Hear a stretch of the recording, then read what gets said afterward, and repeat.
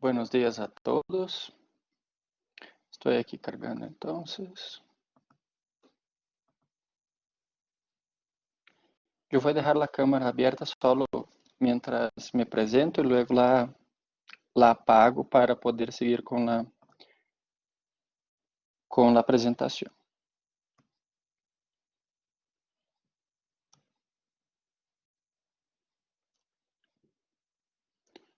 ¿Ya se ve bien? Sí, señor.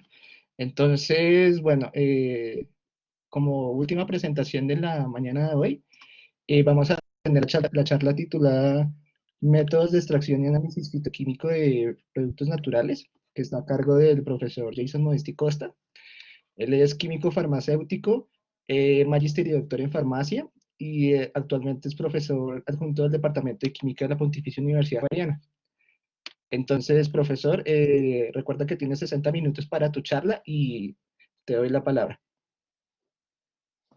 Perfecto. Muchas gracias, Sebastián. Gracias a todos de la organización. Gracias a los participantes por asistir. He visto por el chat, por la lista de asistentes, seremos asistentes de Brasil, de Colômbia, obviamente, de México. Entonces, creo que de otros países también, pero lo identifiqué algunos de ellos. Entonces, muchas gracias por la presentación y por la presencia desde outros fusos horarios incluso. Bueno, yo voy a dictar la charla, entonces es una charla casi que con un fin un poco didático, es una charla con un aspecto considerado, digamos, básico en el sentido de los métodos de extracción y análisis. No puedo abordar todos, hasta por una cuestión de tiempo. Cada subítem de esos, toda la parte de extracción y parte de análisis, sería casi que una asignatura de un semestre inteiro en certas carreras o posgrado. Entonces, de todas maneras, vou estar falando de uma maneira global sobre isto, aplicado entonces a plantas medicinais. Ok, vou apagar minha câmera acá para que tenhamos uma melhor visualização. Listo. Se vocês por acaso creem que eu hablo um pouco raro, é porque eu não sou colombiano, sou brasileiro, mas eu já vivo em Colômbia há alguns anos, e se por acaso não me entendem, ou se passa algo com minha conexão, se corta, não tenham medo, pode escrever no chat e Sebastião me interrompa se necessário, vale? Bueno, bueno, esto, listo. Pues obviamente, como já comentado nas charlas anteriores, nós com o uso de plantas medicinais, buscamos obter, entonces, ou fazer uso de metabolitos secundários e primários que são produzidos por esses vegetais. Eu me vou enfocar basicamente em interesse terapêutico, não tanto interesse, não sei, agrônomo, agrícola ou algo do estilo, senão interesses terapêuticos, certo? E nesse sentido, o uso de los produtos naturales e de las plantas medicinales se pode dar em diferentes âmbitos, em diferentes estratégias.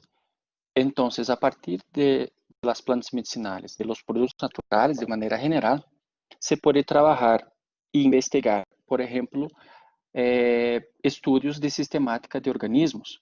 Isso que quer dizer, por exemplo, é o que nós hoje em dia conhecemos como metabolômica, certo?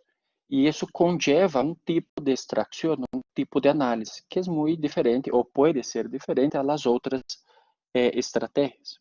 Então, se vamos à parte de arriba, nós podemos ter estratégias buscando a atividade biológica.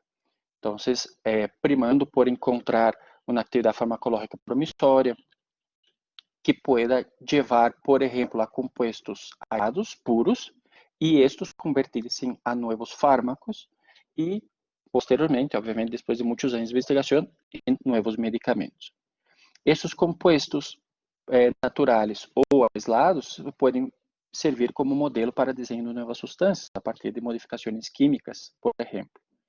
E isto conlleva também ao desenvolvimento de fármacos. Ou, se falamos de la utilización del extracto total, el extracto completo como tal, estaríamos hablando de um produto fitoterapêutico, um fitomedicamento. E esse já entra direto, não se classifica como fármaco, senão como medicamento.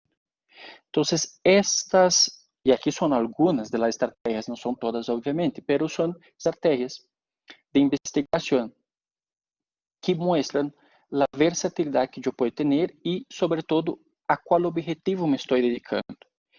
E estas ideias, essas estratégias, têm que ser definidas desde o princípio em um trabalho de investigação. Por quê? Porque dependendo da estratégia que eu adopte, eu vou adoptar medidas diferentes desde o processo, por exemplo, da extração, que é o que vamos falar no primeiro momento, certo?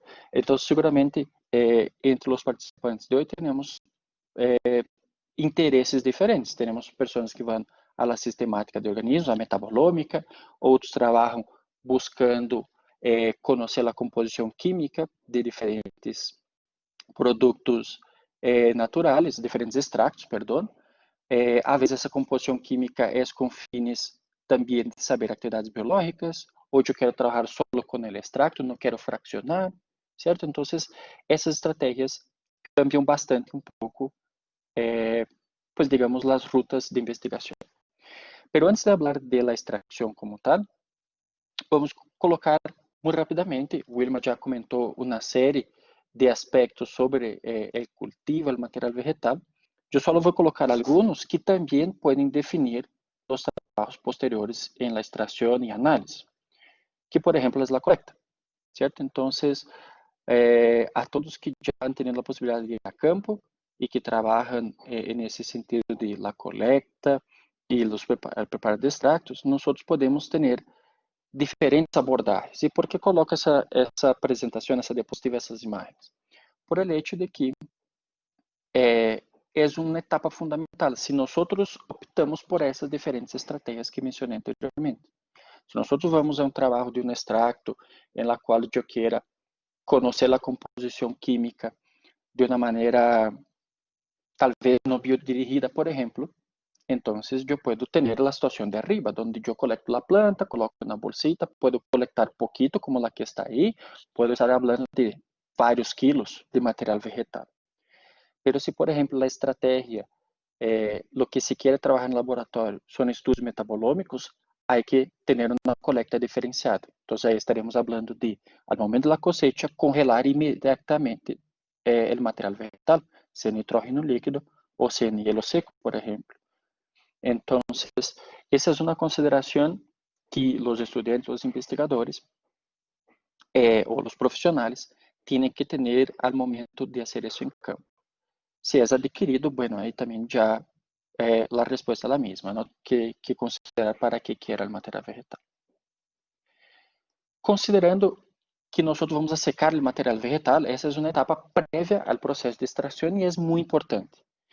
O secado do material vegetal conlleva, digamos, a duas grandes preocupações, que é estabilizar, principalmente, no sentido de cessar o processo enzimático, para evitar que se sigam degradando os compostos uma vez que se hizo a colecta, e eliminar os tais de água que existem no material vegetal para evitar a hidrólise dos metabolitos, ou seja, a degradação dos compostos, e, sobretudo, também evitar o desenvolvimento de micro-organismos, para que não se criem hongos ou coisas do estilo que vá a dañar.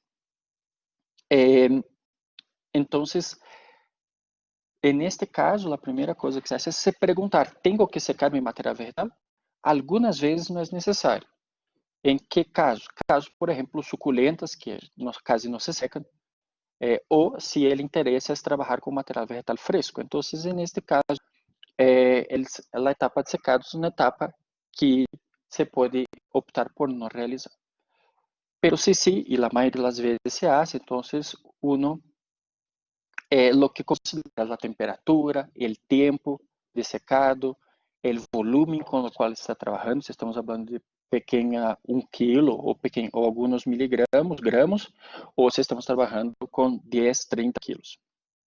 También si tenemos equipamentos disponibles, ¿cierto? ¿Por quê? Porque el secado, e isso é muito comum entre todo mundo que já trabalha com plantas medicinais, eu posso estar secando o material vegetal sobre periódicos esparcidos por meu laboratório, como também pode estar utilizando estufas ou hornos de secado. Então, neste caso, varia um pouco as condições. Tanto se é um material Y aquí tenemos diferentes órganos que se trabajan con sus porcentajes de humedad, obviamente, pues son rangos bastante variables, pero también las temperaturas. Aquí son algunas temperaturas reportadas en la literatura, pero eso cada caso se determina, ¿no? Entonces, por ejemplo, en nuestro laboratorio, independiente de lo que trabajamos, si son aceites, si son compuestos termosensibles ou não, nós não passamos de 30 graus, 32, 35 por mucho em nossos hornos. Pero nunca passamos de 40, por exemplo, certo? Então, essa é uma definição, um protocolo que se criou em nosso laboratório, quando se decide, se opta por secar o material vegetal. Posteriormente al secado, entonces viene la molienda, y que la finalidad es aumentar la superficie de contacto del vegetal, del sólido, con el líquido extractor. Entonces hay diferentes tipos de molinos, diferentes tipos de molienda. Entonces podemos ter rollos dentados, martillos, cutillos, disco, chorro de aire. Cada uno tiene una indicación diferenciada, ¿no? El proceso, como se fragmenta, e também para que sirve, aunque não são limitados exatamente, não? Então, podemos ter martillos para semillas ou cuchillos para semillas, pero também pode usar para hojas, por exemplo. Então, são coisas bastante diferentes. Isso é algo que, se em caso de seus equipos, normalmente o que tendemos a é utilizar o que temos disponível no laboratório e não, talvez, estar optimizando esse processo. Aunque a molienda, tecnicamente, é um processo bastante interessante, que permite, posteriormente, uma série de qualidades técnicas, digamos assim, tecnológicas, perdão, sobre o material vegetal, que vai permitir, então, também melhorar os processos extrativos. Agora bem, então, falando de los métodos de extração. Temos diferentes métodos que utilizamos. Na literatura, e aí comento literatura, tanto livros práticos quanto artigos, há vários que trabalham com diferentes métodos de extração, apresentam diferentes métodos de extração, e pois, obviamente, lo vou colocar de maneira muito didática. Algumas coisas que eu creio que são importantes comentar, assim, mais allá de lo que a grande maioria de vocês seguramente conhece, esses fatores que uno deve considerar, alguns aspectos que quizás durante o desenvolvimento da investigação, sendo estudiantes ou sendo às vezes incluso investigador, uno pensa, ou quizás às vezes não pensa, a verdade é isso, uno não reflexiona sobre alguns aspectos. Então, eu creio que isso são pontos que eu posso trazer acá. Dessas coisas que, em teoria, são relativamente básicas. Então, como mencionei anteriormente, o objetivo da investigação é um fator que uno deve considerar. Por que tipo de extracto uno pode optar? É uma investigação e o uso do extracto de maneira geral, eu posso optar se é uma investigação em la qual eu vou investigar uma planta que eu não sei que metabolitos pode ter todavia, no caso de um estudo fitoquímico, então eu tenho que pensar em um extracto talvez com amplitude de extração ampla, não? Em termos de um rango de metabolitos, de polaridade. Se o objetivo da investigação é obter um extracto optimizado com um grande conteúdo específico do metabolito, então eu posso direcioná-la.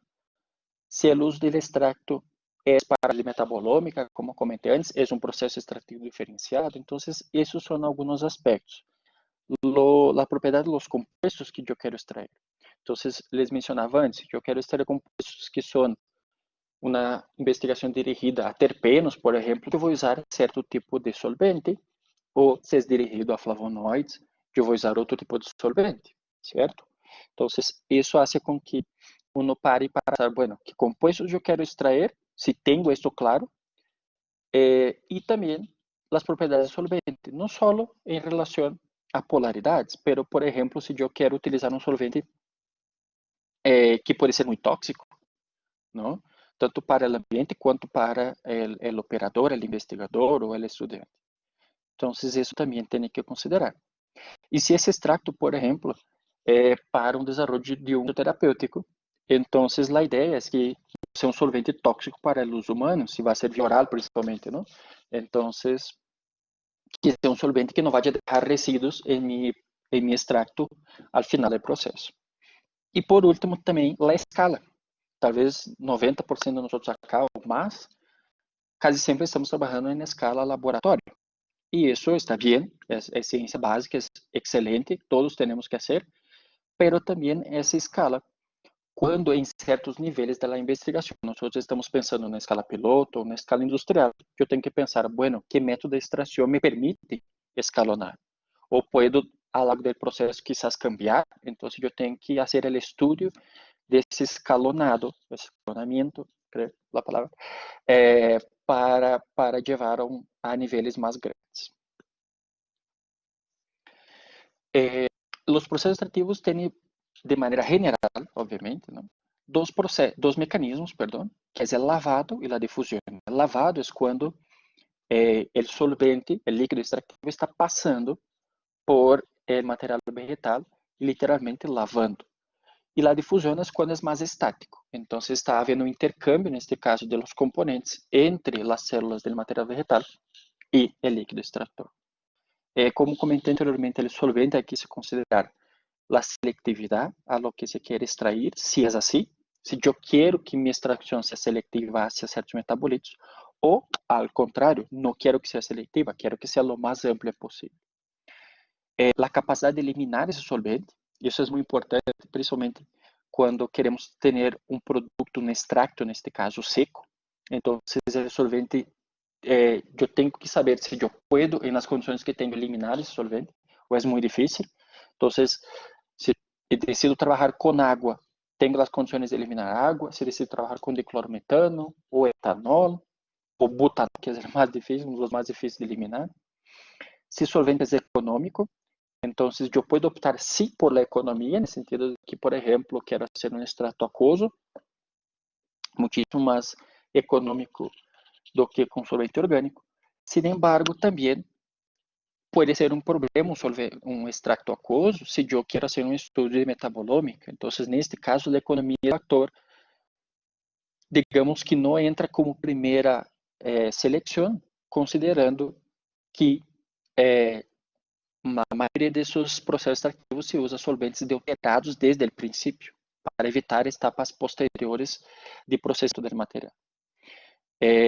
A toxicidade, então, por exemplo, quando falamos da toxicidade e a segurança vão de la mano, não tanto para o que produz, quanto para, neste caso, por exemplo, um paciente, ou uma pessoa que vai utilizar o extrato.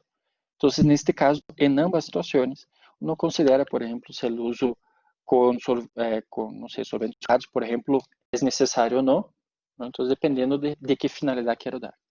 E mais allá disso, também se considera no processo extrativo o tempo de extração, o pH. Então, quando estamos falando de substâncias que sua extração pode depender do pH, que é o caso dos alcaloides, eu posso fazer uma extração direcionada a eles, a relação entre a matéria-prima vegetal e os solventes, a temperatura e o tamanho da partícula. Bueno, aqui é só uma ilustração. A la izquierda temos o que, digamos, serão os processos clássicos, por assim dizer. Los vou mencionar rapidamente alguns. E à direita são processos que em la literatura vêm, e na indústria também, vêm tendo uma atenção um pouco mais grande nos últimos anos. Uno não se sobrepõe ao outro. Todos são válidos, todos têm suas vantagens, todos têm suas desventajas. E a ideia, como vuelvo a repetir, depende de lo que uno quiera hacer em sua investigação. Eu costumo dizer que o processo extrativo é um meio para chegar a um fim. ¿No? Entonces, tengo que hacer el extracto para poder llegar a los objetivos o de mi investigación o como un producto para el comercio, en fin. No necesariamente es el objetivo de la investigación hacer el extracto, trabajar sobre el extracto. Pero es muy importante y es como un juego de ajedrez. Las primeras movimentaciones indican a que uno va, se vai se defender, se vai atacar, e no processo extrativo é o mesmo. Então, dependendo da extração, como se faz, a ideia já se demonstra com qual estratégia vamos a trabalhar. Aqui trago a colação dos métodos clássicos, que são processos frios, é decir, não empregam calor em sua definição, ¿no? São sistemas cerrados, é decir, que não estão abertos ao ambiente, são tapados, não há intercâmbio de solventes com o meio, e são facilmente escalonáveis, o que é interessante desde o ponto de vista industrial. Então, teremos a desquaceração, que classicamente se hace a temperatura ambiente, pode durar vários dias em seu processo extrativo. Se hace alguma irritação ocasional, então normalmente o estudante lo que hace es agitar o frasquito aí quando coloca o material vegetal bem para todo o material estar em contato, e normalmente uma vez ao dia passa já e agita. E a maceração se caracteriza por não ter uma renovação do líquido extrator. Isso que quer dizer? Quer dizer que é um processo estático, que dá quieto o líquido com o material vegetal em contato, como por exemplo são essas botellitas que uno encontra em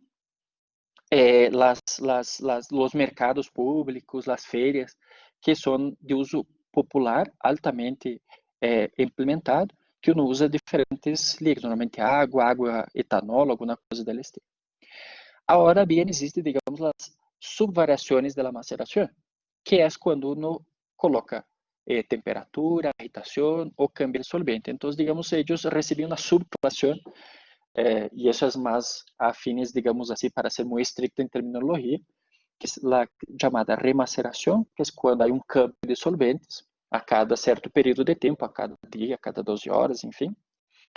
A digestão, que é quando se coloca um pouquinho de temperatura, no mútil, na temperatura aproximadamente a 40 graus, facilitar, aumentar a capacidade de extração, e a maceração dinâmica, que é quando constantemente há uma irritação. Já por sua vez, a percolação, a grande diferença da maceração é que é um processo exaustivo. O que quer dizer isso? Quer dizer que você pode sacar da planta, do material vegetal, a totalidade do composto de interesse, certo? Então, quando se fala de percolação, é mais ou parecido. Se coloca no percolador, que é esse que está na imagem, se deixa por gravidade com que o líquido vá barrando, vá lavando. Tem esse outro mecanismo diferente da maceração, que é mais por difusão. E este se caracteriza por ser exaustivo porque se renova o líquido de extração. A cada tempo, no momento que se elude, se coloca um líquido extrator novo. E se acompanha os contenidos ou a presença de certos metabolitos de interesse hasta seu total agotamento. O agotamento do material vegetal, neste caso. Já os processos calientes mais clássicos são a infusão e a decocção. Processos exaustivos são sistemas abertos, é decir, o solvente, o líquido, se vai para o ambiente. Em ambos casos, justamente, se caracterizam por ser com água. Então, a infusão é o que conhecemos como los tés, como se hace el té, es vertir agua hirviendo sobre el material vegetal. Y la decocción, por su vez, es colocar el material vegetal en contacto con el agua en ebullición, es decir, cocinar el material vegetal.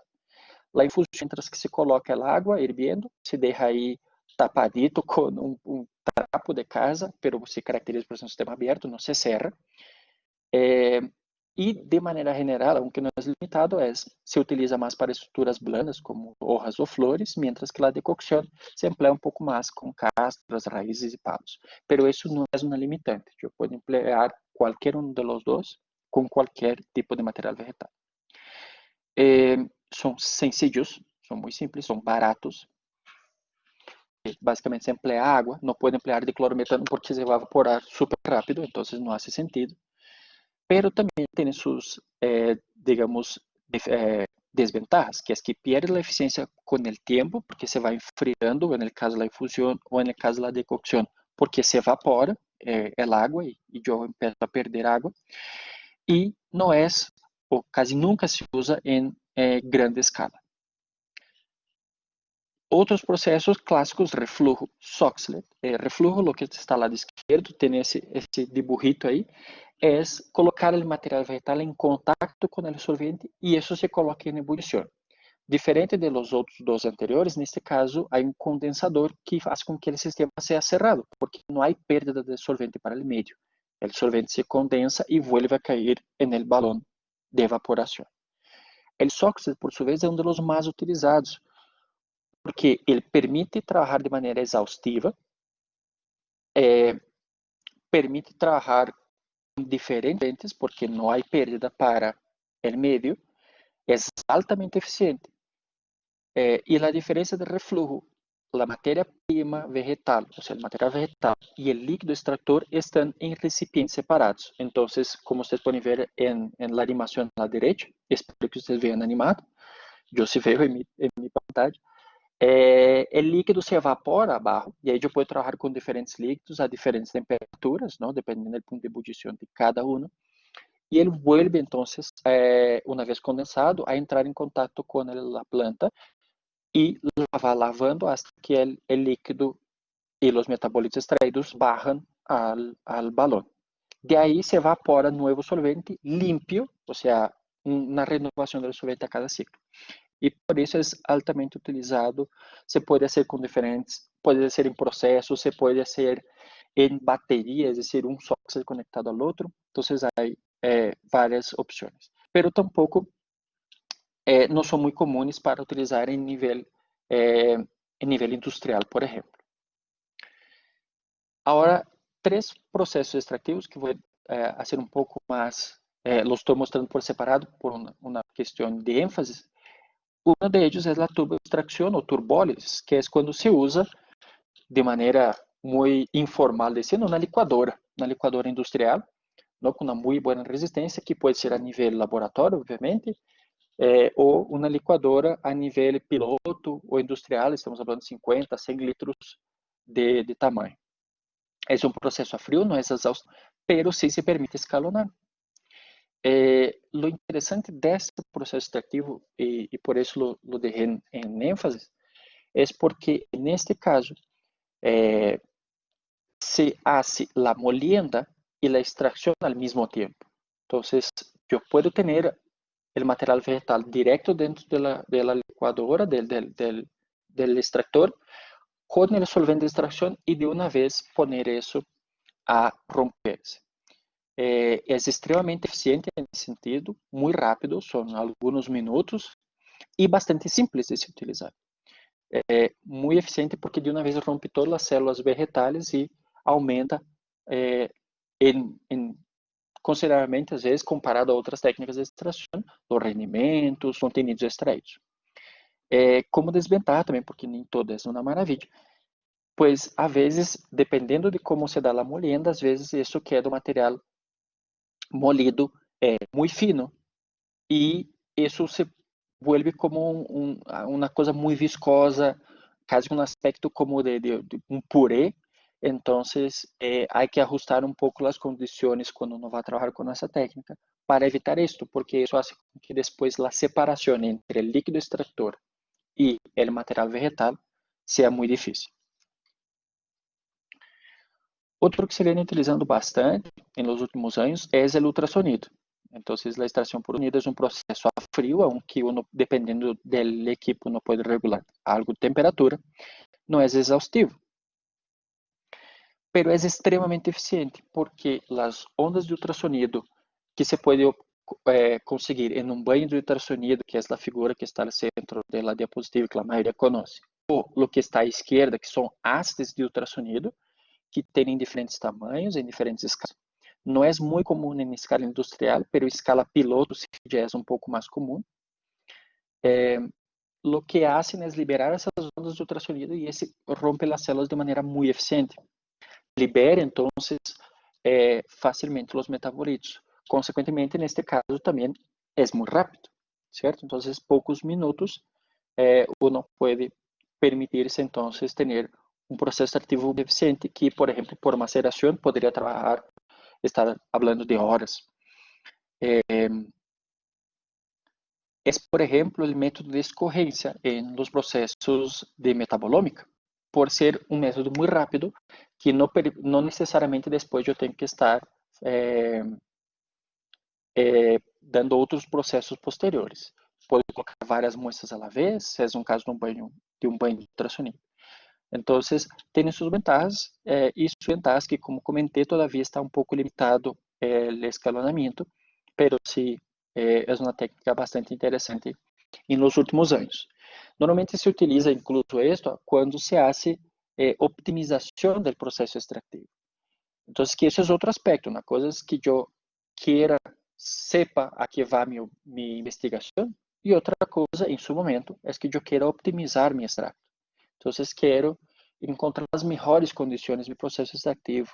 Pode usar qualquer uma dessas que estou apresentando e optimizá-lo através de estudos ou ferramentas estatísticas.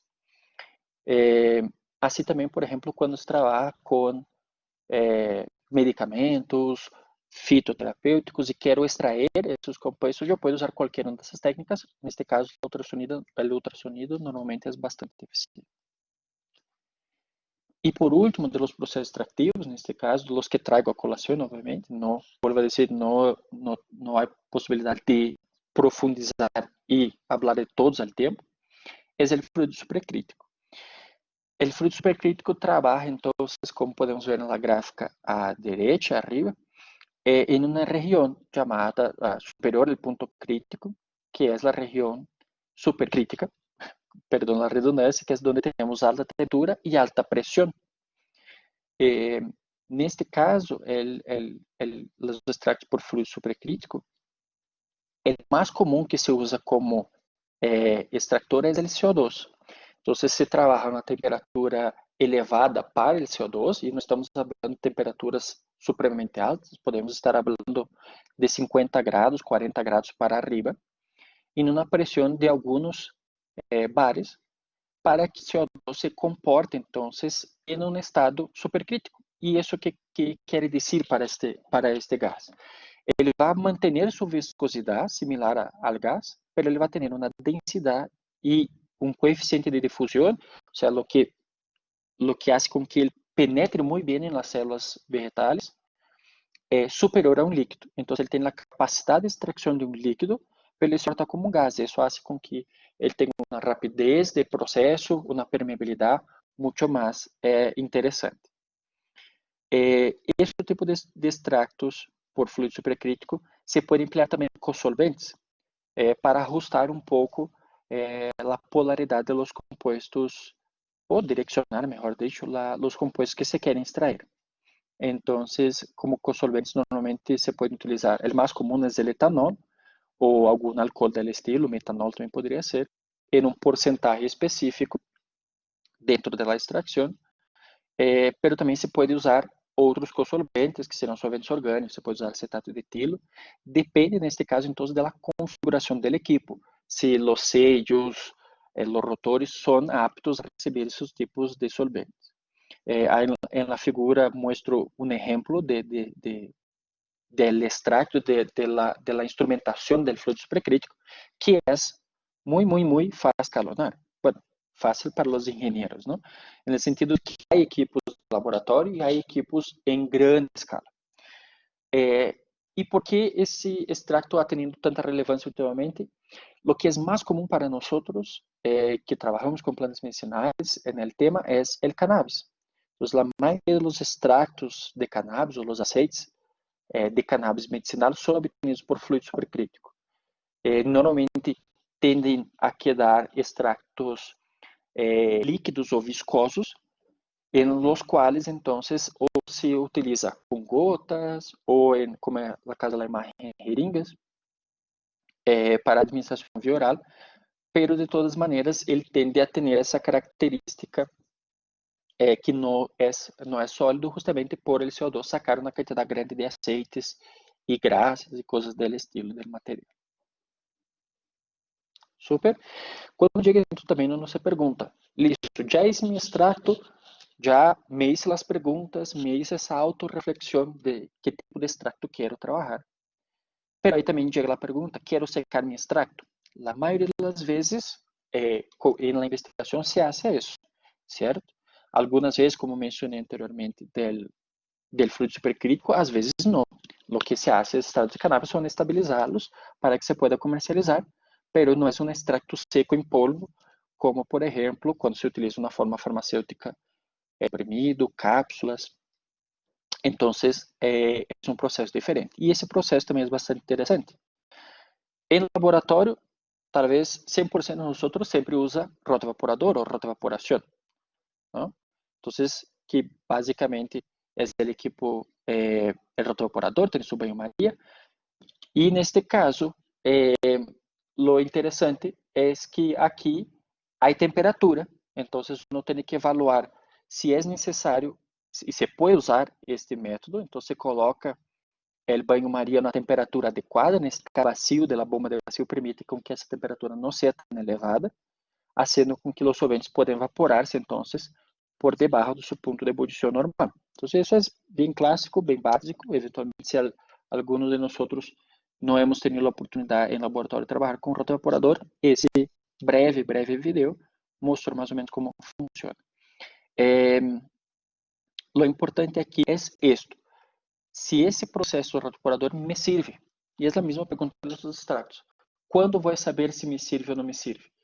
Quando, por exemplo, eu tenho um volume muito grande para secar. Então, se estamos falando de indústria, os rotoevaporadores industriais, quase a grande maioria não passa de 20 litros.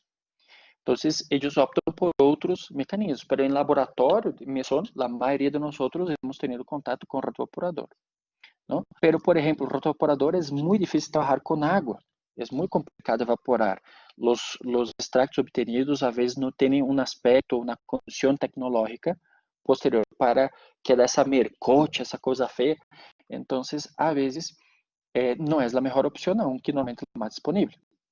Outra opção que se pode usar tanto a escala laboratório, a figura da esquerda, quanto a escala industrial, a figura da direita, é o spray drying, ou também chamado secado por atomização, em la qual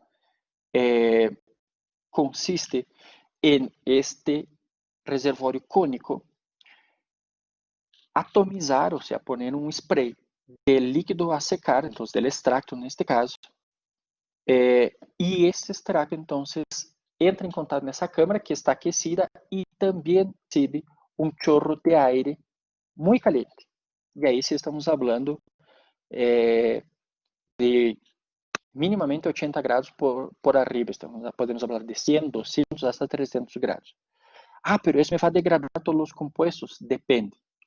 Este aire pode ser aire, também pode ser nitrógeno, não? Dependendo de que tipo de solventes tenho que evaporar em minha solução extrativa. O contato deste aire, ou deste gás caliente, é muito corta. Então, as partículas chegam muito pequenas e o contato é muito rápido, fazendo com que o processo de secado seja muito eficiente e muito rápido, permitindo obter grandes quantidades posteriores do material com um aspecto tecnológico bastante interessante, porque normalmente esse material é polvo muito fino. Eu posso, dependendo das condições e configurações de meu equipo, ajustar em que rango quero obter os tamanhos de partículas de meu extracto. E é extremamente interessante quando realmente se pensa em um extracto em la qual se quer depois, por exemplo, colocar alguma forma farmacêutica, mais allá de simplesmente, por exemplo, quero fazer uma CCD ou outro tipo de análise. Interessante técnica também é que permite trabalhar com adjuvantes. Então, se pode, no processo de secado, incluir adjuvantes que permitem, então, um melhor aspecto tecnológico a futuro. Então, de pronto, alguns conservantes, ou que melhoram a esparçabilidade do polvo, coisas deles. E outro, que pois também a maioria que nós outros temos trabalhado ou vimos em la vida, algum lado, é a liofilização, que pode ser tanto de escala laboratório, mesón, piso, ou escala industrial, certo? Por exemplo, os cafés instantâneos que utilizamos normalmente são liofilizados ou secados por spray dry. Então, são qualquer um dos casos, você pode trabalhar em casa. A liofilização está no outro lado dessa gráfica, que já mostrei antes, quando eu falei de fluido supercrítico. Nesse caso, a liofilização está na parte de abaixo. quando eu tenho baixa temperatura e baixa pressão. Então, permite com que eu tenha uma sublimação, passe de uma vez do estado sólido ao estado de gás. Quando se usa a liofilização? Mais comumente quando tenho água. A maioria das vezes, 95, 99% das vezes, quando eu tenho água. Mas há equipos no mercado, incluso de mesa, pequenos, não necessitam ser os super equipos, que podem trabalhar com alguns solventes orgânicos. Porque então eles lo que têm a capacidade de ser maior vazio e menor temperatura. Então, permite com que eu mantenha meu solvente orgânico congelado. Neste caso, normalmente se emplea nitrógeno líquido para congelar a uma temperatura muito baixa. E o equipo não lo descongela no momento que está operando.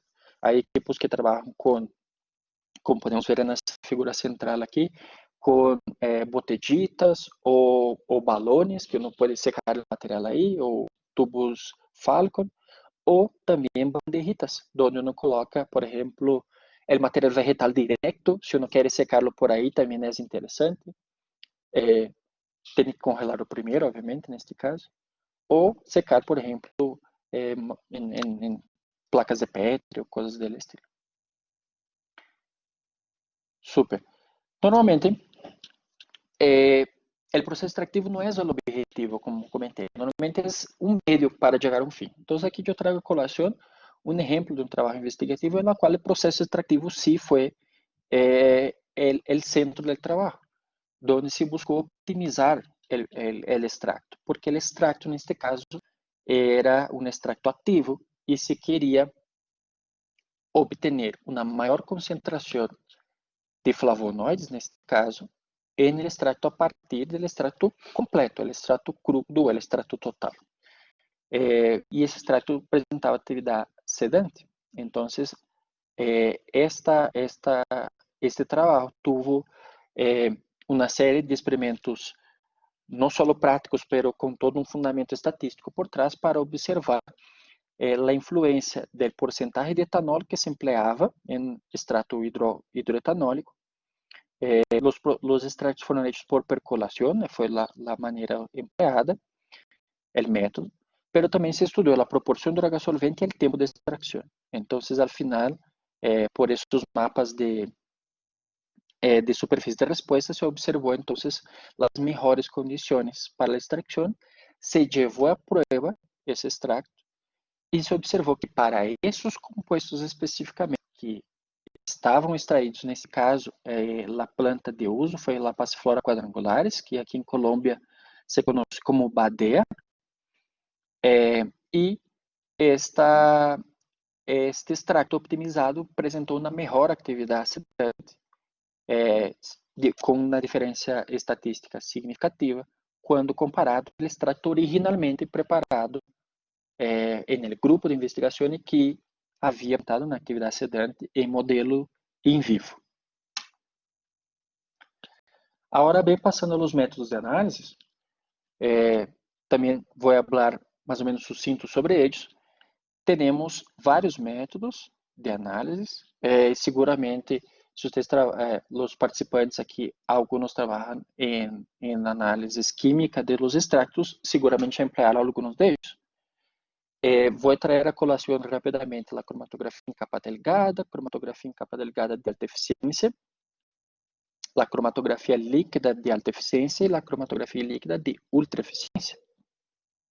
Assim também como a cromatografia líquida acoplada a massas e a cromatografia de gases acoplada a massas.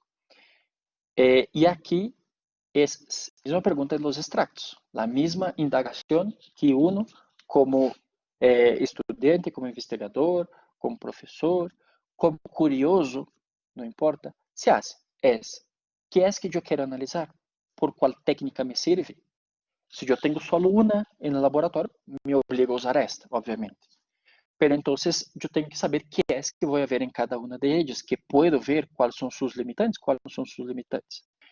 E obviamente, pues cada uma dessas é um universo à parte, né? Eu vou falar de maneira muito genérica de cada uma de elas, dentro dessa ênfase de extratos. Quando falamos de cromatografia, estamos falando sempre de três aspectos, três componentes que eu tenho que ter em conta: a fase móvel, a fase estacionária que define, por exemplo, se eu estou falando de cromatografia de gases ou cromatografia líquida, ou se eu estou falando de cromatografia fase normal ou fase reversa, que é quando eu hablo uma coluna, uma fase estacionária polar ou apolar, respectivamente. E o terceiro componente, que é supremamente importante, é minha muestra. E por que é tão importante? Porque é ela que me vai definir qual equipo eu posso ou não utilizar. Então, se eu trabalho com aceites essenciais, eu vou trabalhar com cromatografia de gases. Quase sempre. É muito difícil trabalhar com cromatografia líquida, ou o que eu vai ver é quase nada. Agora, para cromatografia líquida, então, se me mostra não volatiliza, eu não posso trabalhar com gases e vou trabalhar com cromatografia líquida.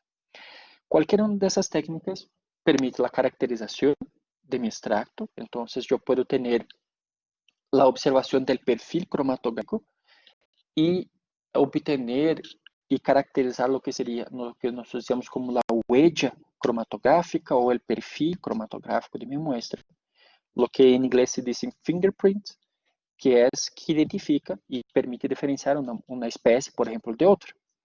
A identificação de los componentes, então, bem seja por la cromatografia acoplada a massas, bem seja por o uso de estándares, por los espectros ultravioleta que se pode obter a partir de detectores por arreglo de diodos, e também a parte de quantificação, por qualquer uma dessas técnicas que he mencionado, e neste caso, a quantificação pues involucra posteriormente, mais allá de lo que seria, por exemplo, a curva de calibração, também as etapas de validação, que são laborosas, são largas realizar e pues pero que prueba que o método desenvolvido sí é eficiente.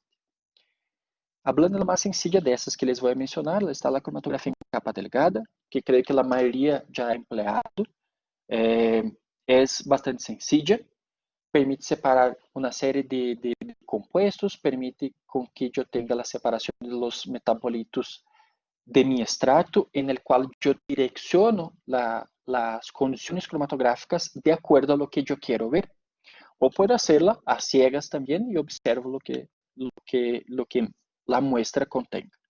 Permite uma identificação preliminar de algumas substâncias através do uso de estándares e também por seus colores, de acordo a los reactivos empleados, e permite identificar a pureza, por exemplo, de um composto que haya sido purificado por diferentes técnicas cromatográficas, ou também observar a complexidade de mi extracto, através do número de manchas que eu posso observar em el cromatograma. As fases acionárias, a mais comum é sílica, tanto fase normal quanto fase reversa. E como les comentei, é altamente versátil como técnica.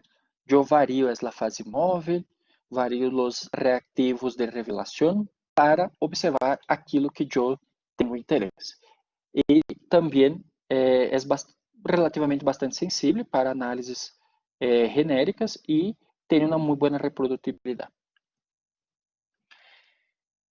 A cromatografia em capa delgada de alta eficiência é algo parecido a uma automatização da técnica descritamente. Pero vai mais allá de esto, mais allá de ser simplesmente automática, composto por vários módulos que permitem que eu aplique com um aplicador automático, que eu tenha uma câmera específica com uma câmera fotográfica para tomar as fotos, também ele permite quantificar. E isto porque um dos módulos que compõem os equipos de HPLC é um densitômetro, então ele saca uma densitometria das manchitas que eu vejo, neste caso com uma muito boa resolução, por la placa que se utiliza na HPLC, como também por el aplicador automático, que ele permite aplicar volumes exatos em cada ponto de aplicação. Se eu aplico todos iguais em concentrações definidas, eu tenho a possibilidade, então, de fazer a quantificação. Esse scanner ou esse densitômetro, o que faz é convertir a intensidade dessas manchas em picos, levando, então, a construção de curvas de calibração e, posteriormente, então, a quantificação. Já a cromatografia de gases, bem como o nome diz, então, trabalha com um gás como fase móvel. É um gás ultrapuro, pode ser vários, pode ser hidrogênio, hélio, nitrógeno, e justamente busca observar os compostos que se podem volatilizar, ou que por si só são voláteis, o que através de uma derivação eu pueda volatilizar. Então, você tem como coluna é um tubo capilar extremamente largo, de 10, 50, 60 metros ou mais, em la qual se coloca dentro de um horno e se coloca um gradiente de temperatura. E é isso que permite, então, que os compostos se separem em diferentes maneiras, por su rango de ponto de ebullição. Você pode acoplar esse equipo a diferentes detectores, feed, por chama, e o que é mais comum ultimamente, também é mais custoso, por detecção por espectrometria de massas. Então, se acopla a isto e o próprio software vem com uma biblioteca e uno pode dar, então, um match, hablando, obviamente, de maneira muito sencilla, a buscar o match desses compostos em seu momento de la ilusión, certo?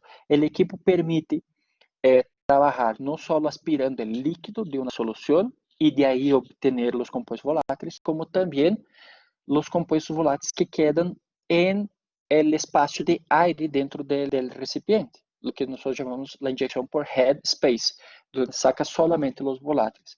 Isso é extremamente empleado quase como rotina, por exemplo, na indústria de perfumes, ou quando se quer identificar, por exemplo, os constituintes de um aceite essencial. Já a cromatografia líquida de alta eficiência é o método analítico mais utilizado juntamente com a cromatografia de gases, pero talvez esta seja mais, enquanto a os extractos vegetais, certo? Tanto para a obtenção dos perfis, a análise, a caracterização, a identificação e também a quantificação desses compostos. Na literatura, e isso é chévere mencionar aqui, na literatura há diferentes siglas. El HPLC, la que conocemos, que es la sigla para cromatografía líquida de alta eficiencia. Sin embargo, más recientemente, tal vez hace unos 10 años, un poco más de 20 años para acá, se desarrolló, digamos, un upgrade de esa técnica, que es la UHPLC, que es cromatografía líquida de ultra alta eficiencia. Que se permitiu, a partir do que se pode ver aqui na figura direita inferior, a partir da redução do tamanho de partícula da sílica que vai dentro dessas colonitas que são de acero inoxidável. Então, essa partícula, normalmente menor a 3 micrômetros, se pudo, por várias tecnologias, uma delas foi fazer com que o núcleo da partícula seja sólido e só a parte superficial da partícula seja porosa. Então, isso faz com que o equipo com partículas menores, mais compactas, genere uma pressão. Então, todo, não só a coluna, mas todo o equipo teve que ser rediseñado para aguentar essa pressão. Estamos falando em HPLC de 150 atmosferas e em UHPLC de mais de 1000 atmosferas de pressão. Então, é uma pressão muito forte que o equipo tem que aguentar. Agora, bem, por que existem duas siglas? UHPLC e UPLC. Isso é algo meramente comercial. Isso é porque o HPLC, digamos, é o nome da técnica e o PLC é o nome da patente de Waters para seus equipos. Então, quando se trabalha com Waters, vocês vão ver seguramente papers dizendo UPLC e quando é com os demais, vão ver UHPLC. Uma coisa que talvez nada se pergunta, pero com cromatografia de gases é muito claro. Ou seja, eu sei que tenho que ir a gases e minha molécula se vai volatilizar. Pero em cromatografia líquida de alta eficiência, para não dañar minha coluna, eu tenho que saber se meus compostos se vão solubilizar em la fase móvel. No caso de que não sejam solúveis em la fase móvel, eu tenho que optar o câmbio de uma fase normal à fase reversa ou ao revés, para poder observar esse composto. Porque senão eu vou tamponar meu sistema, você vai dañar as linhas, você vai dañar a coluna, enfim. Certo? Este equipo, de la misma maneira que el de gases, se pode acoplar a diferentes tipos de detectores.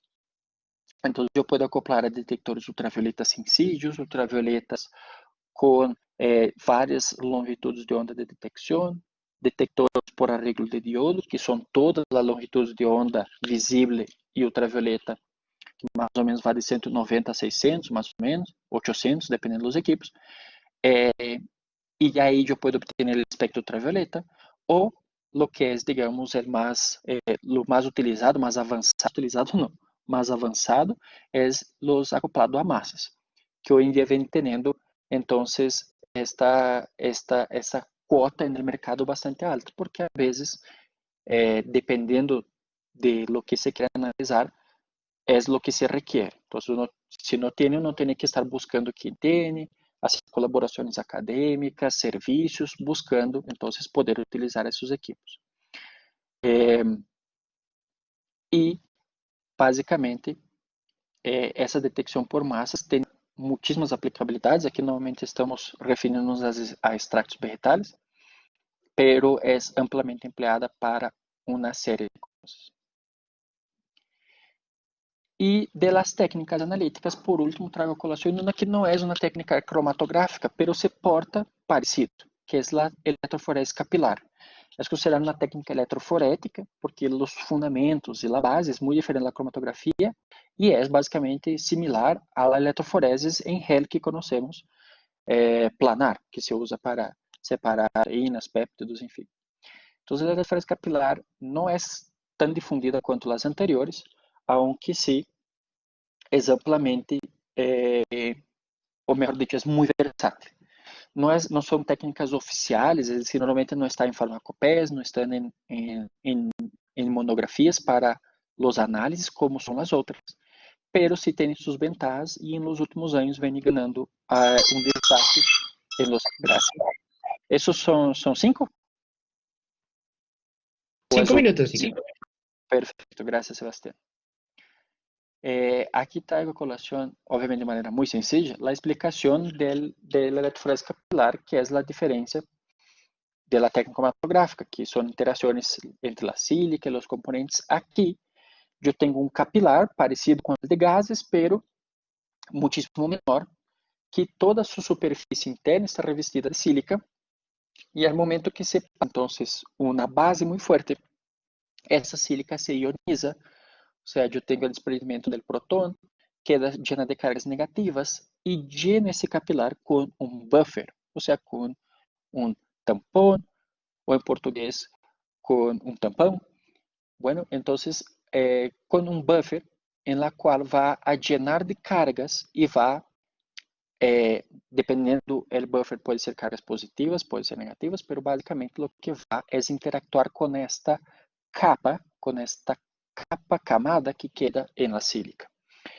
Y toda la tiene que estar involucrada a cargas. Entonces, el buffer va a estar a sus cargas y estas, al momento en que se aplica una corriente, un voltaje, mejor dicho, se aplica un voltaje en el equipo, todo el capilar que está lleno del líquido del buffer, que son sales, lo que hace es movimentar esas cargas del buffer.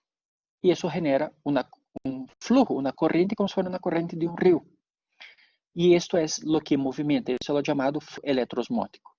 Eso arrastra los compuestos, pero ellos también se movimentan, mis compuestos de interés en el extracto, de acuerdo a la carga por el pH del buffer que yo estoy utilizando.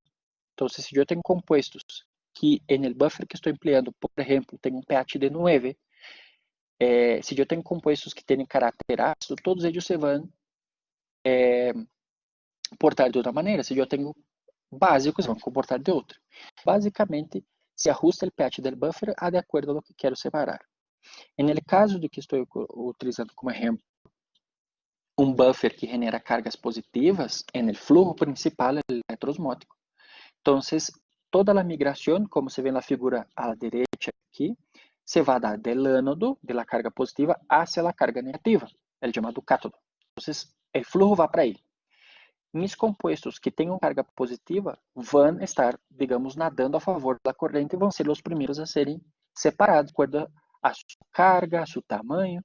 Os neutros são os que vão aí por el flujo e os negativos vão estar haciendo força para ir hacia el ánodo, pero el flujo electroosmótico tende a ser mais forte e los separa. Então, aí eu consigo separar elementos positivos, neutros e negativos.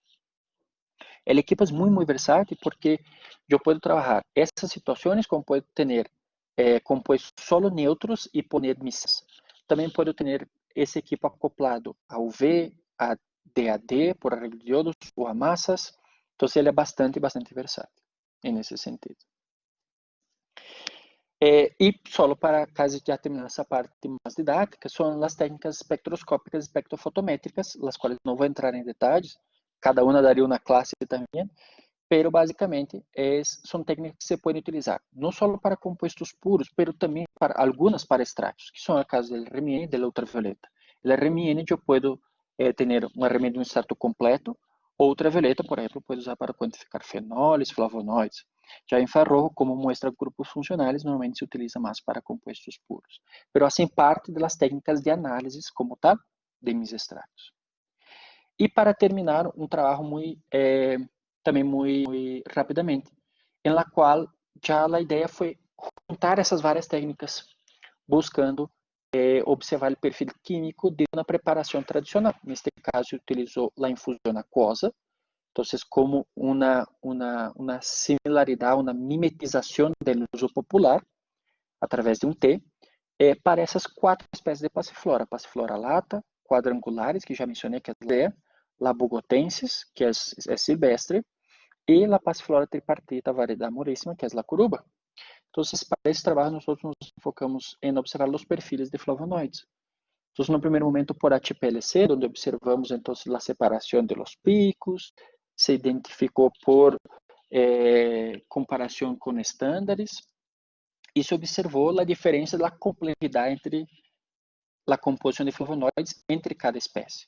Então, aqui temos a lata, a massa insídia, depois angulares, posteriormente bogotenses e la curuba como sendo a mais complexa em sua composição de flavonoides, certo?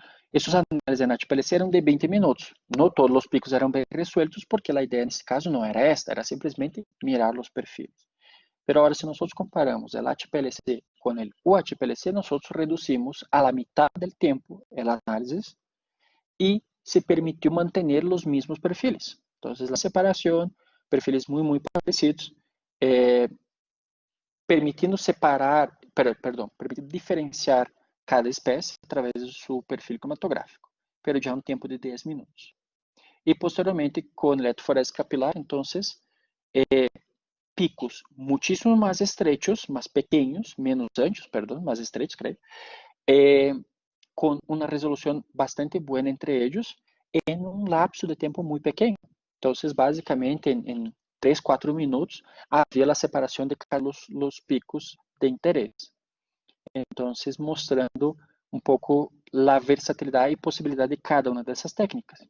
Já posteriormente, só para la colación, pues el uso de HPLC también para pasifloras. Entonces, gulupa, curuba y curuba de indio, que son un poco diferentes, gracias, en la cual tenemos análisis de flavonoides a la izquierda y saponinas a la derecha. Tenemos las dos primeras columnas, es la gulupa, por ejemplo, con dos diferentes tipos de extracto, hidroetanólico y acuoso, en la cual entonces observa a cada dos el perfil muy diferente de flavonoides entre as diferentes espécies e também assim com as saponinas. Então, esta, digamos, foi uma maneira um pouco didática de trazer uns aspectos que talvez já conhecidos, outros tips talvez um pouco desconhecidos, outros aspectos a considerar, tanto em processos de extração quanto em processos de análise de los extratos. Recordando sempre que, pues, isso é o que define como investigador, como curioso, como profissional, a que uno quiere mirar, que quiere investigar. Pues, no siendo más, aquí están mis dados. Muchas gracias por el tiempo. Disculpe si me pasé un poquito, pero de todas maneras, quería agradecer entonces a la organización y a los grupos de investigación con los cuales trabajo. Muchas gracias a todos. Sebastián, la palabra es tuya. Gracias, profe, por la presentación. Bueno, vamos a proceder con algunas preguntas que nos dejaron en el chat. Entonces, el profe me escucha bien, ¿cierto? Sí, señor. Listo. Entonces, aquí la primera pregunta que nos dejan es, ¿por qué la decocción o la infusión no son los métodos de extracción más utilizados en productos naturales, sabiendo que de esta manera es como la etnomedicina nos ha brindado la información de actividad biológica? Ok. ¿Por qué no son los más utilizados? Eso varía un poco. Eu diria que, dependendo do grupo de investigação e dependendo principalmente do interesse da investigação, a que vá, sí podem ser amplamente utilizados. Então, tanto a decocção como a infusão tem esse caráter, talvez, de reproduzir os dados da etnomedicina. Então, nesse sentido, se busca justamente dar respostas a dizer, por exemplo, a um uso popular X se utiliza el té para tratar, no sé, un problema de estómago. Entonces, se quiere saber qué compuestos se están extrayendo en este té. Entonces, la idea lógica es hacer un proceso de infusión.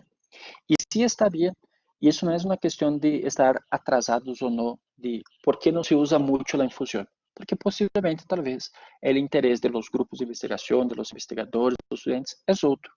Entonces, puede ser que la mayoría tal vez tenga un interés, no sé, por conocer la composición química de la especie, independiente si son los compuestos extraídos en una preparación tradicional. Entonces, eso es simplemente la investigación fitoquímica. O si quieres, de una manera general, evaluar una actividad farmacológica, lo mismo. Ou porque, por exemplo, digamos, o historial do grupo de investigações trabalha com compostos mais apolares, então, de pronto, ele já tem armado em seu laboratório, sempre está já armadito el Soxlet, e isso também é válido. Eu creio que não é uma questão do que está certo ou do que está errado, simplesmente é uma questão de qual é o interesse em la investigação. Listo. Otra pregunta que nos hacen es, ¿qué criterios de manera general se deben de tener en cuenta para seleccionar un proceso extractivo? Critérios, ok, listo. Los criterios dependen un poco, yo diría, de las condiciones del laboratorio, que querendo o no, a nosotros es una gran limitante. Entonces, a nosotros en el mundo, bueno, en la América Latina vamos a limitarnos tal vez a esto. No todos contamos con todas las disponibilidades de equipos, tecnologías. Entonces, en ese sentido, eso es uno. Entonces, si yo no tengo un ultrasonido, si yo no tengo un flujo supercrítico, pues no voy a considerar utilizar esto, voy a utilizar lo que yo tengo en mi laboratorio. Ahora bien, si yo puedo con vidrierías trabajar una percolación o una maceración, entonces ya la decisión, el criterio es otro. Entonces yo puedo tener como un segundo criterio mi material vegetal, qué tipo de material vegetal es, qué parte del material vegetal es. Si yo voy a trabajar con flores, por ejemplo, yo quiero hacer una extracción a fresco, yo puedo optar por cualquier uno de los procesos que me permita trabajar en fresco. Si yo quiero utilizar solventes polares que no sean, entonces ahí ya es básicamente el resumen de todo lo que, cuál es mi objetivo. Si yo quiero simplemente hacer un screening, sea químico, sea biológico, neste caso, digamos, aí sim não há um sesgo muito forte. Normalmente, nesse caso, o que se hace é utilizar um processo extrativo que permite extrair e obter bons rendimentos, pero sobretudo também que permite medir uma gama de uma amplitude de metabolitos bastante ampla. Então, neste caso, a maioria dos trabalhos casi sempre acabam utilizando o etanol ou metanol, porque esses solventes, apesar de serem alcoóis considerados polares, eles tendem a extrair uma amplitude de compuestos em termos de polar bastante interessante. Ok, profesor. Bueno, vamos a habilitar los micrófonos para que puedan participar nuestros participantes, valga la redundancia. Entonces ya van a encontrar sus micrófonos habilitados. Entonces les pido el favor que si alguno tiene preguntas, pueda alzar la mano.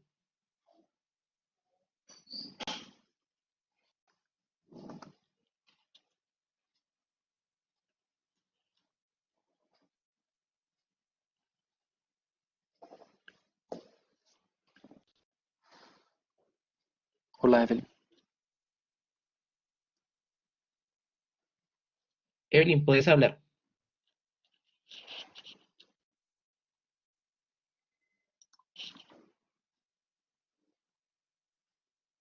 Ahí en la parte inferior están los comandos para activar los micrófonos. Solamente es pulsar ahí y ya puedes hablar directamente. ¿Ahí me escucha? Sí, señora, te escucho muy bien. Ya, bueno, buenos días. Felicitaciones por la presentación, muy, muy buena. Mi pregunta es, ¿la técnica de arrastre de vapor, para qué tipo de muestras serviría? Ok, arrastre de vapor normalmente se utiliza más cuando se quieres extraer, por ejemplo, aceites esenciales, compuestos de una manera general, pues volátiles. El arrastre de vapor se utiliza ampliamente cuando se quiere trabajar esos tipos de compuestos, que la mayoría, por ejemplo, son monoterpenos, algunos diterpenos, algunos outros compostos que também se pode sacar por aí, pero que basicamente tenham uma massa e uma característica que permite com que sejam voláteis arrastados por vapor. Es chévere tu pergunta porque eu não traje a colação esses processos extrativos para aceites, por exemplo, que esse que mencionaste, que é amplamente utilizado, não degrada muito os compostos, é interessante, às vezes você pode utilizar alguns coadjuvantes, pero por ejemplo también está destilación, destilación sí, pues en florage y otros compuestos, otros procesos que se utilizan para aceites esenciales. Pero en su gran mayoría el arrastre a vapor es para esto, de manera genérica.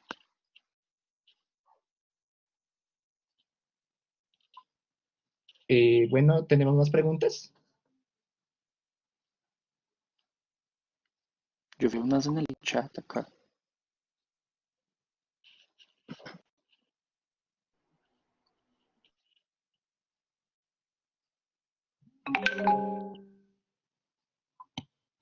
En el chat hay unas, si no, si alguien Sí, quiere. señor.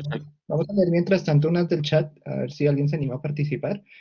Dice, ¿cuáles clases de compuestos pueden ser analizados o separados por electroforesis capilar? Ah, buena pregunta. Liz, Liz Suárez que perguntou, perdão que eu te trate por el primeiro nome.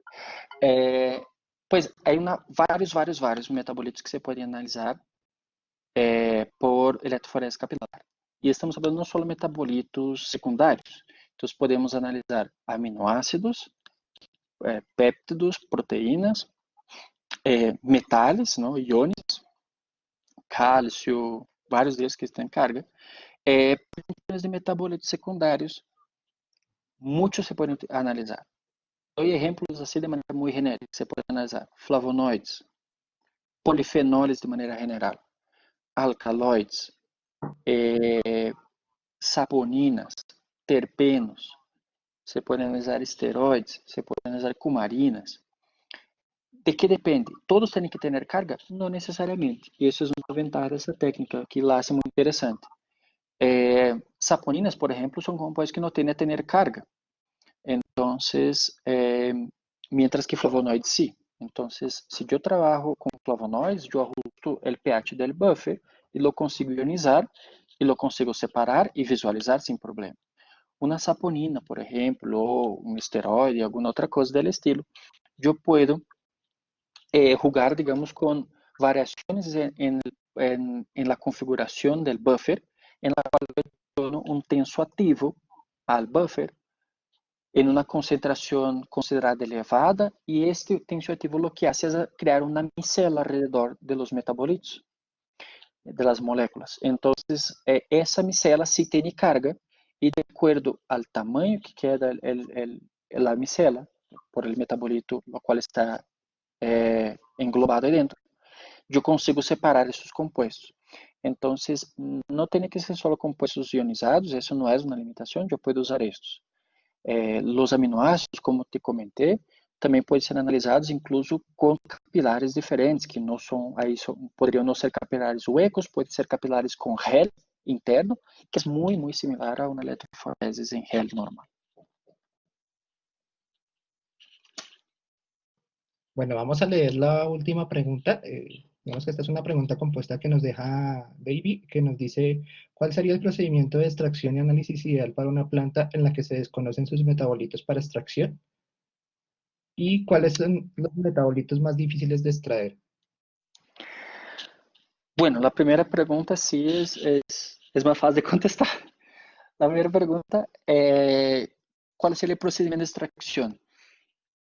Depende, bueno, no es que tanto dependa, sino que uno puede ir de acuerdo, a sus condiciones. Doy un ejemplo. Yo puedo, si quiero, necesito un extracto para que yo tenga, por ejemplo, un análisis químico que no conozco los metabolitos, pero quiero tener una buena cantidad del extracto, yo puedo hacer una maceración, ¿cierto? Puede ser una maceración muy sencilla, barata de hacer, no necesito ningún equipo específico, y lo puedo utilizar el etanol, que tiene un rango de extracción, permite varios compuestos, y tengo un extracto en la cual entonces yo puedo tener varios compuestos, desde clorofilas, que son apolares, carotenos, como puedo terpenos, como puedo también tener flavonoides y otros compuestos más polares. Esa es una opción. Puedo también, por ejemplo, optar por hacer Soxhlet y lo hago en diferentes etapas. Puedo no conocer la planta y paso primero hexano, después paso de clorometano, acetato. Cada vez coloco para extraer y tengo varios extractos. También es una opción. Otra opción es poder, por ejemplo, quando não conosco os metabolitos e quero ter talvez este rango para saber a lo que quero buscar, poder trabalhar, por exemplo, pero não é pequena. Então, puedo trabalhar com ultrassonido. Então, eu posso colocar metanol aí dentro de, sei lá, estamos falando miligramos de material vegetal molido, coloco metanol, pongo ele no ultrassonido, separo depois e aí tenho o etanol também, e aí tenho um rango de polaridade bastante interessante quando eu desconozco os metabolitos. E é um processo muito rápido, muito mais rápido que a maceração neste caso, e me dá um rango de polaridade. Então, neste caso, não é tanto o processo extrativo, sino é o solvente que eu quero trabalhar. Eu posso trabalhar, como mencionei, normalmente esses dois alcooles têm uma boa capacidade, ou posso trabalhar diferentes solventes que me permitem, então, eu ter como um panorama completo, desde um solvente polar a um solvente mais polar.